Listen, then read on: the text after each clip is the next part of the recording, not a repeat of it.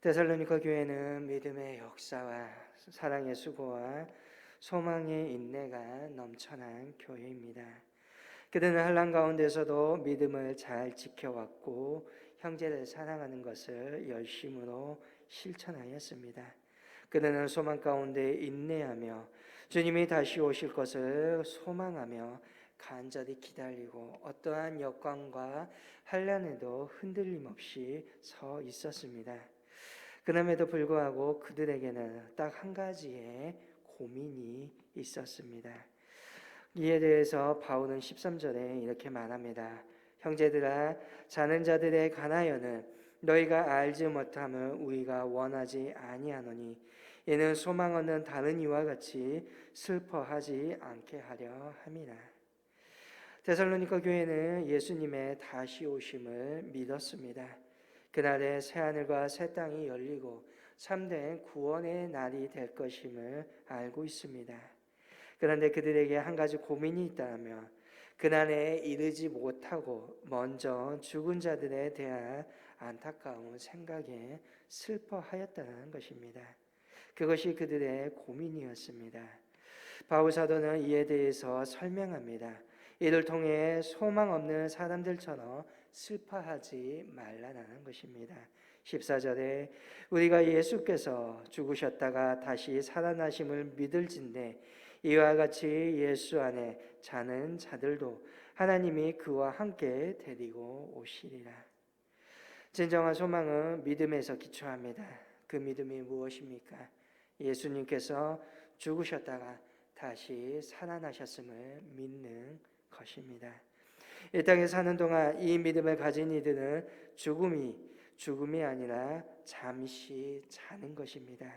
그리고 그 자는 것이 그들 사이를 잠시 갈라놓았다 할지라도 다시금 주님과 함께 만남으로 영원히 살아가게 됩니다.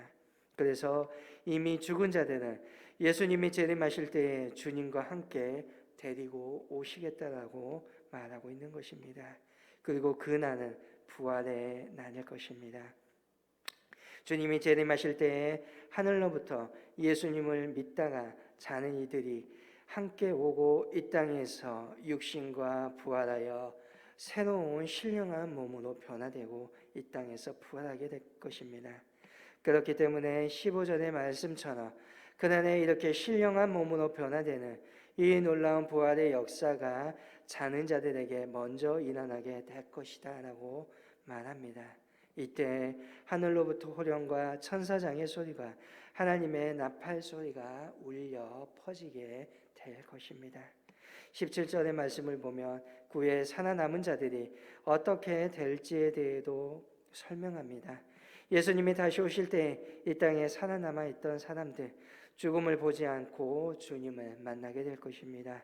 먼저 주 안에서 잠들었던 이들이 부활하고 주님을 만나기 위하여서 이 땅에 살아남아 있던 이들은 곤중에서 구름 속에서 주님을 만나게 될 것입니다. 그리고 이때 중요한 것이 영접하게 된다는 것입니다. 영접한다는 것은 마중 나간다는 것입니다. 마중 나가 주님을 만난 후에 다시금 이 땅에 되돌아온다는 것입니다. 예수님께서 이 땅에 다시 오실 때 살아남은 자들은 구름 속에서 공중에서 예수 그리스도를 영접하게 됩니다. 그리고 그곳에서 사는 것이 아닙니다. 주님을 영접한 후에 이 땅에 다시금 되돌아와 이 땅에서 살아갑니다. 그러나 이 땅은 지금과 같은 공중으로 들리기 전에 땅이 아닙니다. 요한계시록의 말씀처럼 새 하늘과 새 땅입니다. 그러므로 이미 주 안에서 잠든 자들이나 주님이 오실 때까지 살아남은 자들이나 그날에 다 주님을 만나보고 이 땅에서 새 하늘과 새 땅 속에서 영원히 기쁨 안에서 살아가게 된다는 것입니다. 그렇기에 이 말씀으로 서로 위로하고 위로를 받을 수 있어야 하는 것입니다. 계속해서 바울 사도는 5장에서 주님의 재림의 때와 시기에 관련하여 말씀합니다.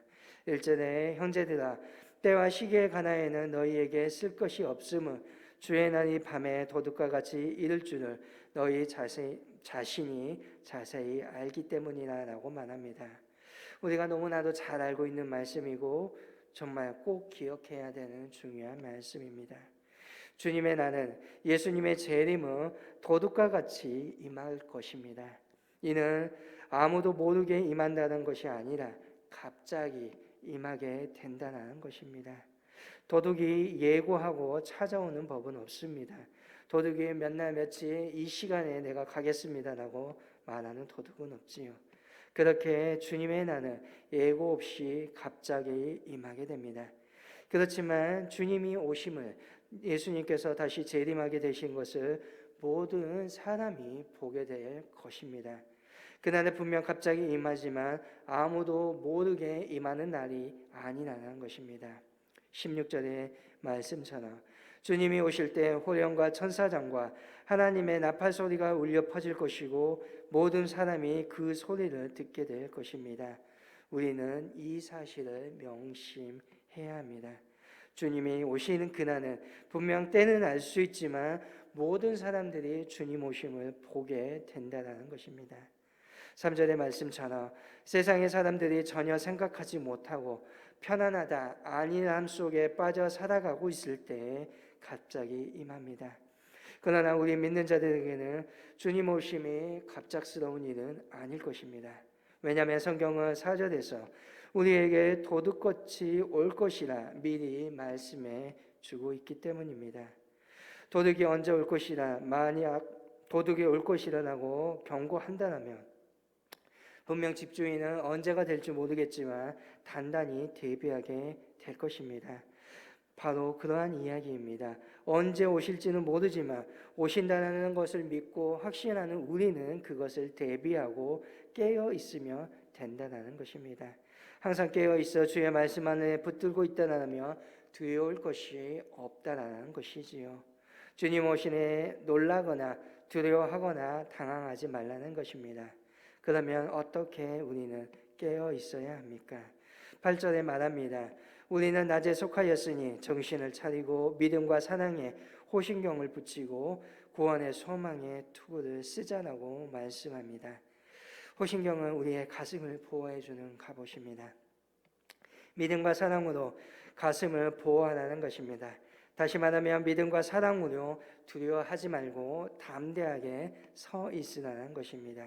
그리고 구원의 소망으로 우리의 머리를 지키라는 것입니다. 머리는 내 존재의 근원입니다. 구원의 소망으로 주님을 굳건하게 붙들고 주님을 묵상하며 주님의 생각 속에 살라는 것입니다. 그래서 주님 오심을 두려워하지 말고 흔들리지 말고 주님을 굳건하게 의지하면 되는 것입니다. 왜냐하면 주님 오시는 우리에게 노하거나 우리를 심판하기 위해 오시는 날이 아니요 온전한 구원을 이루며 오늘 우리를 부활로 이끄시기 위하기 때문입니다. 9절에서 말씀합니다. 하나님이 우리를 세우심은 노하심에 이르게 하심이 아니요 오직 우리 주 예수 그리스도로 말미암아 구원을 받게 하심이라. 우리는 재림에 대한 소망을 굳건히 붙잡아야 할 것입니다. 그날은 분명 세상에게는 종말의 날이요 심판의 날일 것입니다. 그러나 우리에게는 구원의 기쁨의 날입니다. 우리는 더욱 담대한 믿음과 사랑으로 흔들리지 않고 구원의 소망을 굳건히 붙잡을 수 있어야 할 것입니다. 그러므로 우리는 피차 권면하며 덕을 세워야 합니다. 우리에게는 영원한 참된 소망을 있음을 기억해야 합니다.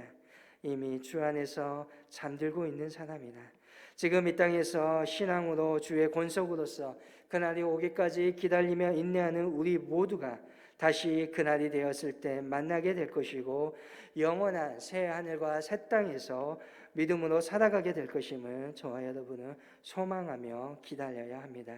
그러므로 이제 주님과 함께 영원히 살아갈 소망으로 우리가 서로 권면하기를 원합니다.